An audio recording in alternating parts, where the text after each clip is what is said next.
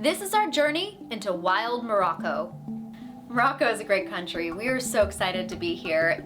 We were looking forward to experiencing everything that Morocco had to offer. It was a brand new country for us, and although we've lived almost a decade of our lives in the continent of Africa, we've never been to Morocco before. As a traveling family, when we are in an airport, I always have my bag of tricks. We've got playing cards and little toys, we've got a lot of art supplies, and the girls really enjoy being on a travel day.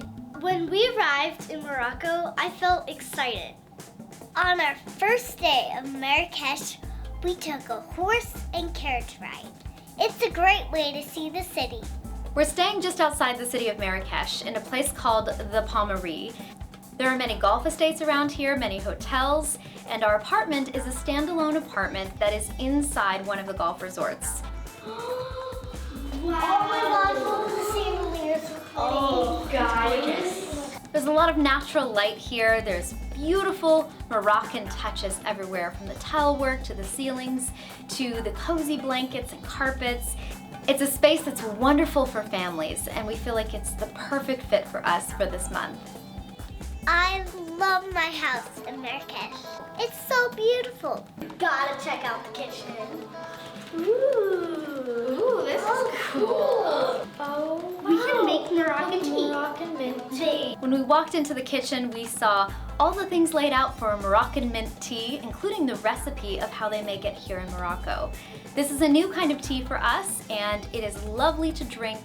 Moroccans drink it all day long, every day. We see mint fields when we drive around the city, people harvesting mint. I can drink Moroccan mint tea all day long. Seriously, you have to try it.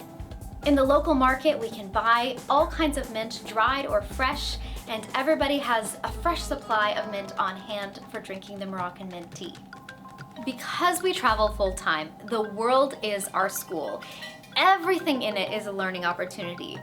When we arrived in Morocco, we learned the word Medina, which is an Arabic word for an old part of town.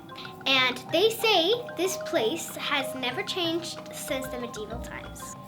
A lot of the major hotels in Marrakech are around the outskirts of the city, but inside the historic city gates, you find this huge square where it's always bustling with life and activity. In the Medina, it is wild and crazy and chaotic and fun. There's snake charmers and monkey masters. There's guys selling fresh fruit juice and ladies trying to sell you henna tattoos. Where you turn in the Medina, there's just animals upon animals. Everywhere you look. The snake charmers are in the middle of the square, playing these flute-like instruments, and the snakes almost look like they're dancing to the music. It's like they're hypnotized. Walking towards the cobras, I was terrified. The people were even holding them. Snakes in the marketplace. Not in a fence, not in a cage, literally on the square. Here we are with 4 kids walking through the square, and there are cobras. Cobras. I'm not even sure what variety of snakes they all are, but what I know is they look super poisonous and super big. And here we are walking around with kids. So we stop and watch, of course, from a safe distance. But as we talk to people from the city and ask them how they felt about there being snakes in the market, not a single person could say that they thought it was a good idea. 5 years ago, a snake charmer got bit by a cobra and succumbed to his injuries and died. It was wild, so we did not play around. We did not want to get close to these venomous snakes. These snakes should be wild and free, living wherever their habitat is. I'm just saying, I'm not sure it's a great idea. But we wanted a journey into wild, and here we are journeying into wild Morocco. Because Marrakech is in the middle of the desert, water is always an issue. When you're walking around the desert, there's just not an oasis around every corner. There's not an easy access to getting water. The traditional water sellers wear these bright red outfits with these big hats, and they've got these colorful brass cups hanging off of their outfits. And when they walk up to you and offer you some water, of course you don't drink it because you don't know where it's from, but it's very interesting to be able to engage with them and see how they carry their water in these packs strapped around their waists. Being in the Medina, you never know what you can find. You can find juice sellers, snakes, monkeys, animals, peacocks, parakeets, hedgehogs, squirrels, turtles, anything. There's birds and cats everywhere. Moroccans seem to love pets. My favorite animal to hold was the hedgehog. This is called the North African hedgehog, and it's native to here. When we first saw the monkeys on chains, on leashes, we were slightly interested, slightly horrified, slightly curious. Of course, we wanted to see what this whole thing was all about, but you can't get close to the monkeys unless you actually pay a fee to hold them or touch them or take a picture with them. So we decided to give it a try, not really sure how we felt about these monkeys being used for entertainment and making money for their owners. The monkeys in Marrakech are so cute, but they bit my mom. I don't know about that. He put the monkey on my arm, and I had a look into the monkey's eyes. He took one look at me and just reached down and bit my arm. Oh, ow! No. He bite you? He bit me! No. No problem. Oh. My God! No problem. No problem. No, excuse me. I was so shocked, I couldn't even believe what just happened. Ow! Hold on, hey. Oh my gosh! No problem. Does it normally bite? That's a problem. And although it didn't break the skin, if it had, I could have been in some real danger. I would have had to go to a clinic, perhaps get injections for infectious diseases. This is the kind of thing that should not be allowed. These are wild monkeys that are meant to be living in the wild. They're Barbary apes and they're an endangered species in Morocco. There's only 15,000 left of them in the entire country, and yet here they are, brought to the public square and used for making money. How do we feel about this? I'm not really sure, to be honest. We've debated it long and hard as a family, and we feel a little bit divided. In one sense, it's really interesting to get close to these wild animals and to understand that they are an endangered species that need to be protected. And yet the way that they're dragged around, the way that they're put into crates and kept into dark spaces, they're always kept slightly hungry so that they perform tricks when their owners want them to do something for the people who are paying the money. This doesn't seem quite right, and it feels unsettling to us. Where are you going, Jed? Out to the desert. What desert? The Sahara Desert. No, it's the Agape. So we went out to the Agape Desert, which is just 40 minutes away from Marrakech, and the beautiful thing about the Agape Desert is it was the very first time Janelle and the girls got to ride a camel. Hi, sweetheart. How are you? Don't worry, they're vegetarians, Peyton. We took a 1-hour camel ride out into the desert. Got to get that close up to a camel, get on, and take a walk into the desert. It was definitely one of those experiences that you think you'll never have in your life. It was so fun riding into the Agape Desert. There's just nothing as far as you can see. It feels so peaceful. My first camel ride was in the Agape Desert. You can tell the difference because it's rocky and the other one's sandy. Can I hug? Yeah. Okay. Let's talk about camels. Camels are a really big animal, and they can hold up to 900 pounds.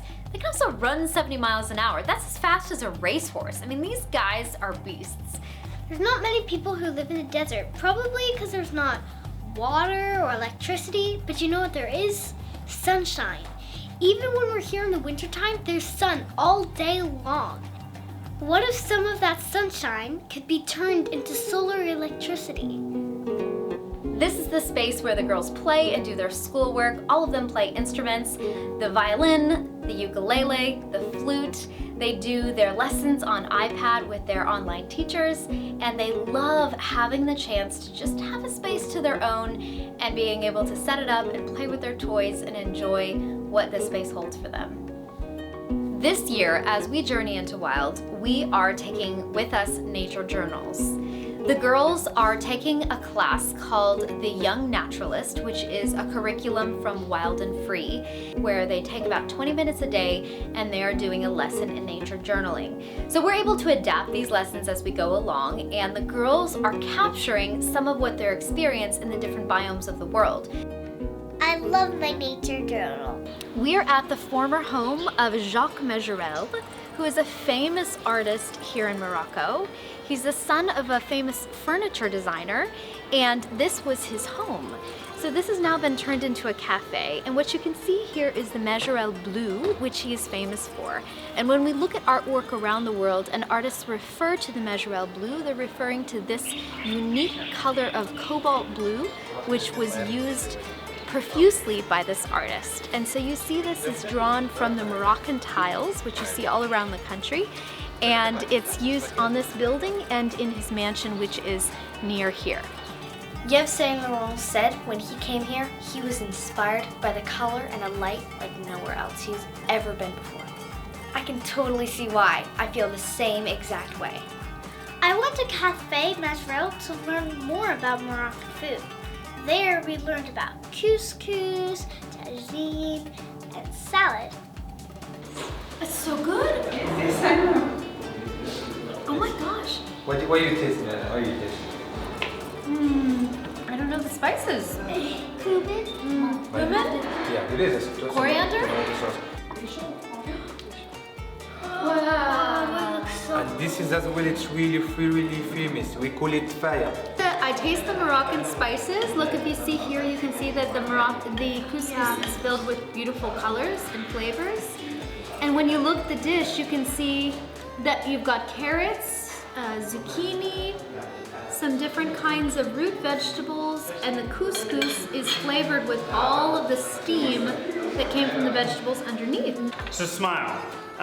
We're eating couscous, eating the tagine. We're doing it with a spoon. But here in Morocco, No, we don't use spoon.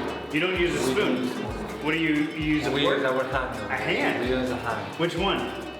Your right hand. The right hand. Always your right We hand? we don't drink with the left hand. In Islam, it's haram to eat or drink with the left hand. Okay, you don't. This one goes away. Yeah. Only this one. Only the right hand. All right. I eat with the carrot. I take the carrot. I do this like this. Some. We make it like a ball. We make it a ball. Yeah, a ball. Then we eat it like this. But you spill some on the table. No, just no, but in the home not. So you can do this one. Come on, Paige, get in there. This is fun. It's like Play-Doh. Yeah, it's like Play-Doh but balls. Yeah, he did it. Yeah, he did it right. So you mash it up like that? This is this. And then what? You just go for it? Yeah, you go for it. Being a vegetarian in Morocco is super easy. It's one of the best countries I've been to and had an enjoyable experience as a vegetarian. The spices, the foods, the stews, the tagines, the couscous, it's just really rich in flavor, and it was easy to enjoy being a vegetarian in Morocco. So smile, we're eating all together. I don't like germs. I don't like to have chips with other people. You don't like to eat with the same plate. Yes. But this is our traditional ways. That's what we do. That's how we born, how we grow up. So if I'm in Morocco, I have to eat Yeah, like you that. have to eat with that. Don't worry yourself. Okay, well, let's go for it. Morocco is a Muslim country. The vast majority of Moroccans ascribe to Islam, which just means that there's mosques nearly in every community. There's minarets that tower throughout the sky. In Casablanca, it is the largest minaret that exists in the world. And it's jetting out into the Atlantic Ocean. It's absolutely mesmerizing as you're looking at it. We had so much fun being in the main part of Casablanca, which is famous, of course, from the movie and the musical. You know the word Casablanca, and you think of it as this beautiful romantic place, and it is in certain parts of the city. And there in front of this huge mosque, you see these ladies calmly sitting with their henna things. And so when we walked by, she talked us into a price, and we decided to have all 5 of us girls get our one hand done with a Moroccan henna. Henna is made from the leaves of a tree which grows only in Morocco. And so it's harvested 2 times a year, and they collect all of the leaves and they grind them into a powder from which they add water and they make the Moroccan henna. So putting it onto your hand just takes a few minutes, and the artist does it all with a syringe that does not go under the skin. And then it's a little bit like puffy paint on the hand for a couple of hours. And you are supposed to spray it with alcohol. They suggest perfume. Waited for it to dry for a couple of hours, and then the puffy part of it fell off, and underneath was this beautiful brown tattoo, which lasted for about a week. It is just a quintessential part of being in Morocco, and something that everybody should experience. We're walking on the beaches of Casablanca, and these guys come up seemingly out of nowhere. Obviously they saw us coming, but they came with 2 horses offering horseback rides. So for $1.50 each girl, they went and took a journey up and back along the beaches of Morocco in Casablanca on horseback. How epic is that? People come to the night market to try local food and some interesting delicacy. I don't even know what they are, but I definitely saw some people eating sheep brains. Ew. At night in the Medina, it is wild and crazy. 100 restaurants just pop up in the afternoon. And so as you're walking through, there's sights, there's smells, there's open food, there's open tables. Everyone's pulling you in. But as I was looking at the food, there was pig's heads, there was skewers of fresh fruits, fresh vegetables, as well as fresh meats. Well, I hope it's safe. Or fresh, because they would also say to us, no diarrhea guarantee. I don't think I've ever had that personal guarantee from any restaurant I've eaten at, but I did not take them up on it. Smile invited us to his family home. Smile took us to his neighborhood market to buy vegetables for our afternoon meal. He and his family decided that they were going to teach us how to make the national dish of Morocco, which is called couscous. Walking around a souk in a Moroccan city is a feast for the senses. There are so many colors, sounds, and experiences for you to enjoy. When we travel and people invite us into their home and we get to cook with them and share a meal around their table, it feels like a special experience. After we got the vegetables at the market, we went back to our friend's house, and they taught us how to make couscous. I'm a kinesthetic learner, and when they told us to stick our hands into the couscous and rub oil into it, I was in heaven. It's a pretty long process to make couscous. You gotta cook it, fluff it, cook it, fluff it, cook it, fluff it, 3 times. But it's so good, it's totally worth the effort, for sure. I loved making couscous with Smile's family. Because we travel full-time, the world is our school. Everything in it is a learning opportunity. Right now we're in Morocco, so the food, the poetry, the people, the language, the history, the science, all of it comes alive because we're here. So we have this power of proximity happening. So as we travel through the country from Casablanca to Marrakech to the Sahara Desert, the Agafay Desert, this history and science and literature comes alive in a new way. Some might argue that visiting Marrakech is a tourist trap, that there's all of these activities that are staged for people who aren't from Morocco to experience, and it's really not authentic. But what we found to be true is that every single piece of what's happening in the square, in the souks, in the Medina, do represent something that's historically accurate to the country. So although it's all in one place and it might not be how they would represent the culture just to the local people, there is something very special about being able to see it all happening in one place. The Sahara Desert covers a majority of North Africa. The entire continental United States can fit inside the Sahara Desert with room to spare. That's how big it is. So if we talk about how important this biome is, and specifically this desert, it is literally incomparable. There's no other place like this on the planet. From the space station, astronauts say they can see the Sahara from the night sky, and the way that they can identify it is just the sheer volume of darkness that envelops this part of the continent. To overlook this and see the vastness of the sands and peaks and valleys, you get a sense of the scale of the Sahara. I can't even imagine how much sand there is. The Sahara is ginormous. From Marrakech to Merzouga, which is where the beginning of the Sahara Desert is here in Morocco, it's 10 hours by car. So it was a long way for us to go. We had to wake up at 5 in the morning. We woke up before the sun and caught the sunrise over Morocco, which was super amazing. And as we journeyed down to Merzouga, the anticipation was building. As we approached the Sahara Desert, we got a glimpse in the distance of these amazing sand dunes. We're driving for hours and hours, and suddenly, here are mountains of sand. It's like a big sand bucket has been dumped all across the northern part of the continent, and it just stops right here. You drive through the town, park your car, and walk up to your camels. Your camels are waiting for you to take you several hours into the Sahara Desert to your desert camp. I mean, does it get more epic than this? If there is something to experience with kids in your lifetime before they leave your home, do this. Come to Morocco, experience the Sahara Desert. There's so much sand. We arrived at the sand and got on our camels for a 2-hour ride into the desert. When a camel gets up, you have to lean back and hold on tight.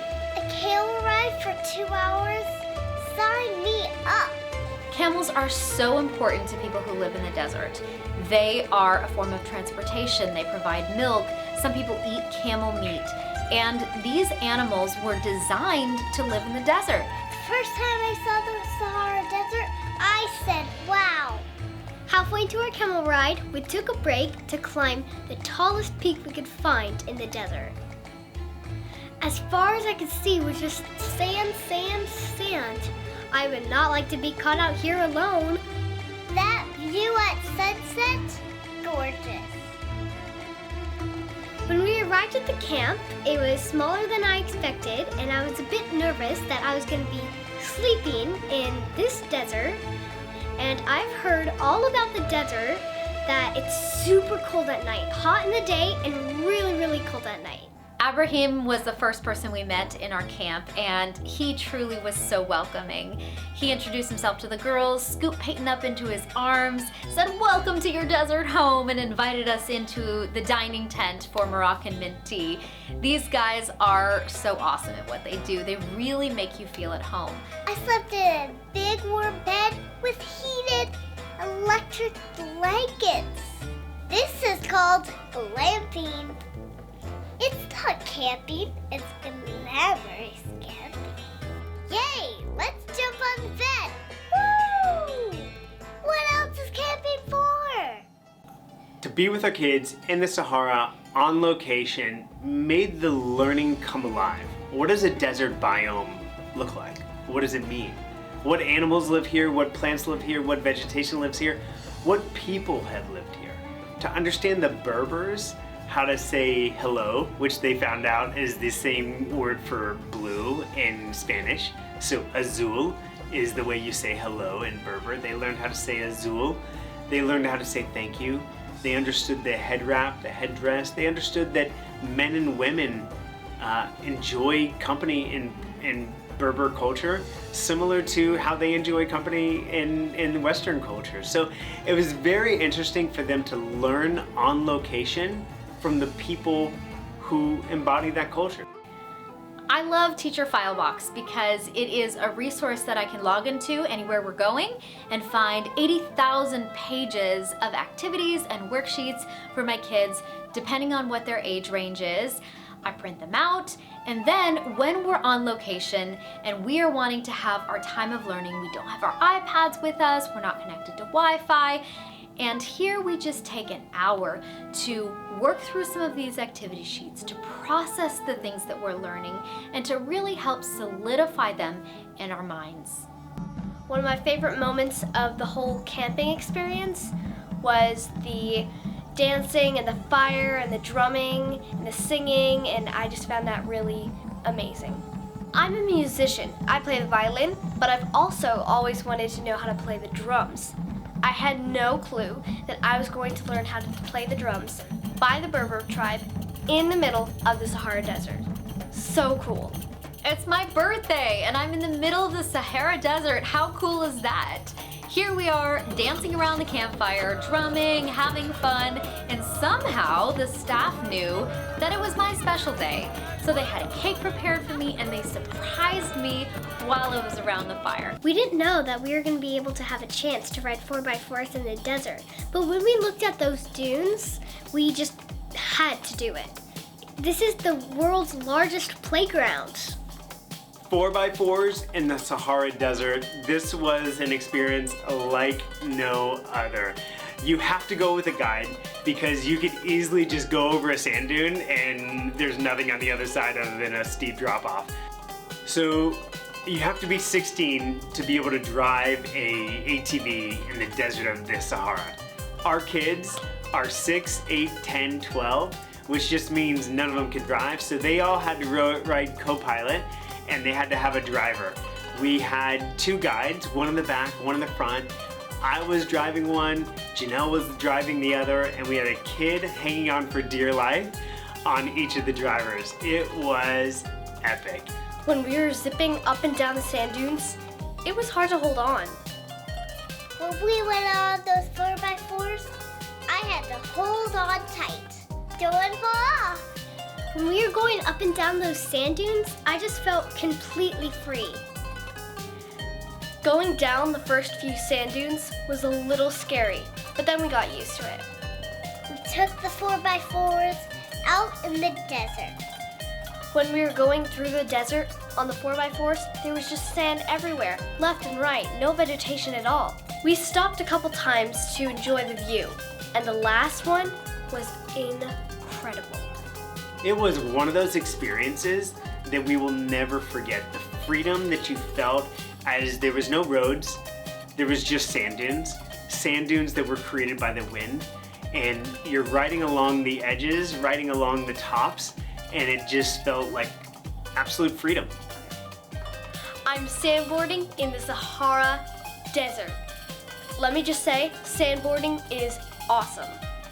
We had an unbelievable experience camping in the desert, and it's something I would definitely recommend to families with young kids. Morocco is a great place to come with families. Our family of 6 has been welcomed with open arms. People have been so accommodating, so welcoming, so genuine in their hospitality. It's been a real joy and a privilege to share time together with our children here in Morocco. Morocco is an incredible country, and we are so glad to have experienced it together with our kids.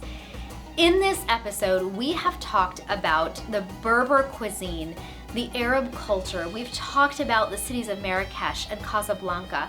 We've discussed what it's like to camp in the Sahara Desert and to have tea and camel rides in the Agafay Desert. We've talked about what it means to teach kids in a desert biome and introduce them to the life and the food sources and the people that live in the desert. We've discussed what it means to go into a family's home and to cook food with them, to go to their local market together and to experience life alongside them. This is what it means to travel with kids. This is what it means to World School. We are delighted to share this journey with you, our journey into wild Morocco.